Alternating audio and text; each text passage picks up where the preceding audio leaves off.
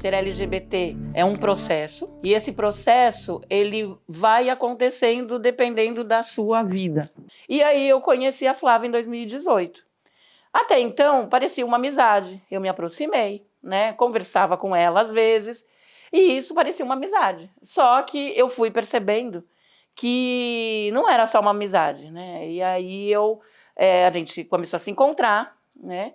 E eu percebi que alguma coisa estava acontecendo, mas como era a primeira vez que eu conheci uma mulher trans, mas eu já tinha essa curiosidade ou essa vontade, só que estava muito na sombra isso. Eu não colocava isso para fora, porque a sociedade não nos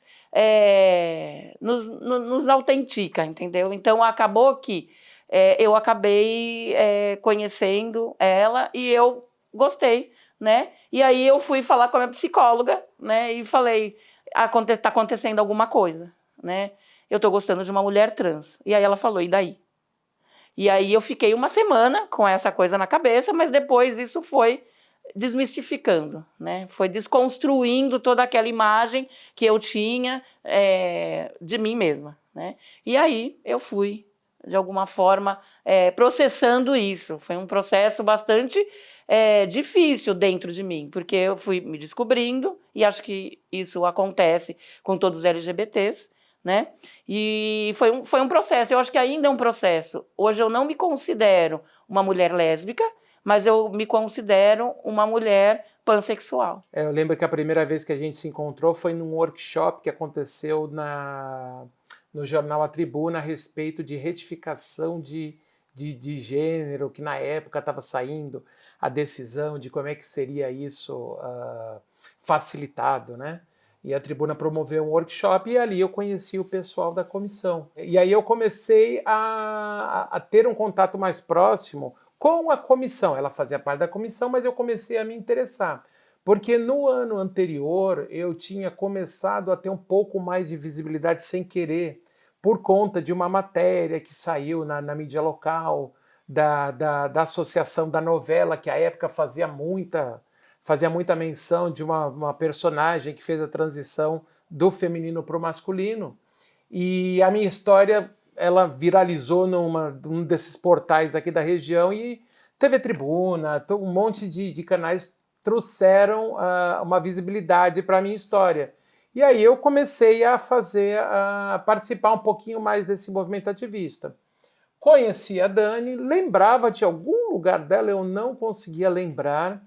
E aí conversa vai, conversa vem, descobri, e aí falando sobre a minha transição de gênero, falando sobre o que gostava, o que deixava de gostar, descobri que ela me acompanhava quando eu cantava num grupo vocal que eu participava antes da transição, e ela falou assim, puxa, mas era você lá, e enfim, coisas do destino, a gente tinha se conhecido antes de uma situação absolutamente diferente. Eu era casada, né, na época, e aí quis o destino que a gente se reencontrasse nesse novo modelo. Quando a gente começou a conversar, a rolar aquele interesse, aquelas borboletinhas e tudo no estômago, eu não tive muito problema com isso, porque assim, o mais difícil para mim já tinha sido a transição.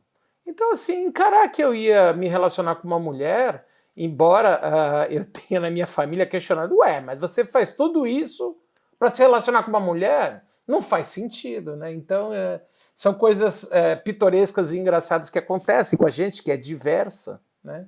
Mas que é algo que não pesou. Mas foi muito bacana.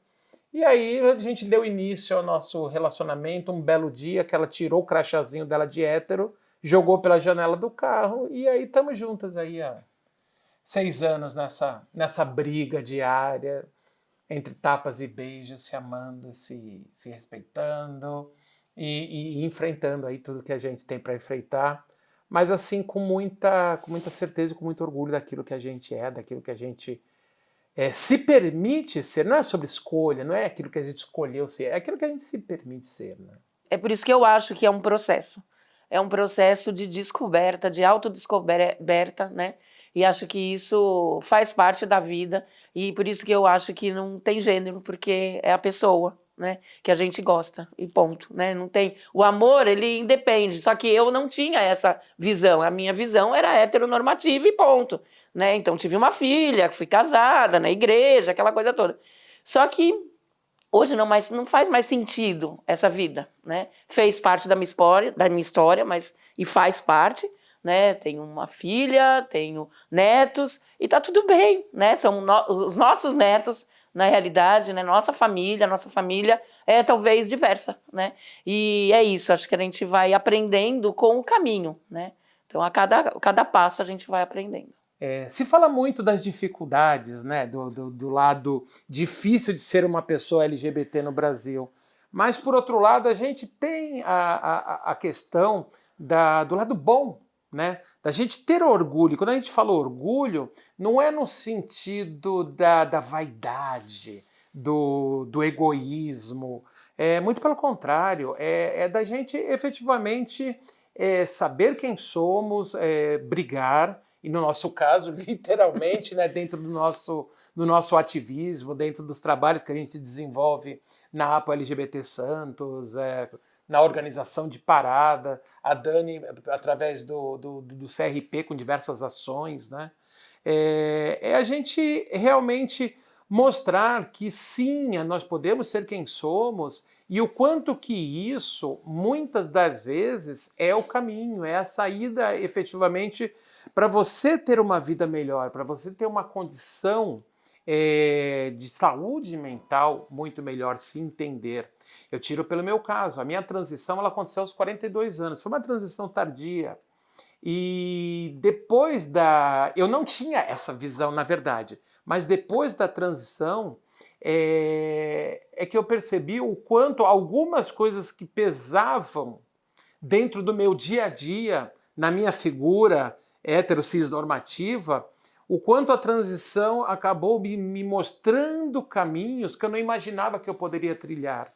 Até mesmo um reflexo na minha vida profissional. Eu tive que, junto com a minha transição de gênero, eu tive que fazer literalmente uma transição de carreira. Eu tive que esquecer os meus 20 anos trabalhando no mercado portuário de Santos, porque as portas acabaram se fechando. Devido a isso ou não devido a isso, não consigo, assim, eu não consigo afirmar com assertividade. Mas isso pode ter algum envolvimento, se a gente considerar que é um mercado extremamente tradicional e machista? Eventualmente sim. Mas isso também me serviu para buscar novos ares, buscar uma transição para além de vida, para além de um casamento, de um relacionamento, né? Dividir a vida com a Dani, também buscar uma transição de carreira, novos desafios e hoje, depois de 5 anos, quase 6 anos, trabalhando numa grande empresa do segmento de saúde, eu vejo o quanto eu consegui me desenvolver dentro da empresa, sendo quem eu sou, e o como hoje eu tomo decisões diferentes do que eu tomava anteriormente. Por quê? Porque eu não estou gastando a minha energia de alguma forma performando um papel para ser aceita, para ser incluída, alguma coisa nesse sentido. Não, eu estou sendo quem eu sou, então eu posso gastar a minha energia sendo quem sou, e isso é muito bacana. Isso eu acho que é uma das coisas mais importantes em você, primeiro, se entender, cuidar da sua saúde mental, e ninguém melhor que a Dani para falar sobre saúde mental, especialista nesse assunto. Mas a gente primeiro nos entendermos conosco, e aí depois a gente entender o mundo que nos cerca, enfrentar dificuldades, barreiras, LGBTfobia, isso é diário, mas isso não é exclusivo nosso, né? Se a gente ver mulheres, se a gente ver recortes raciais, recortes étnicos, né? A gente vê que isso é uma chaga social e não exclusiva dos LGBTs. Mas eu acho que a gente, se a gente estiver bem conosco, a gente consegue se arregimentar, lutar pelos nossos direitos e buscar uma vida um pouco mais direcionada àquilo que a gente realmente busca, almeja, quer. Eu acho que a gente consegue focar melhor nos nossos objetivos.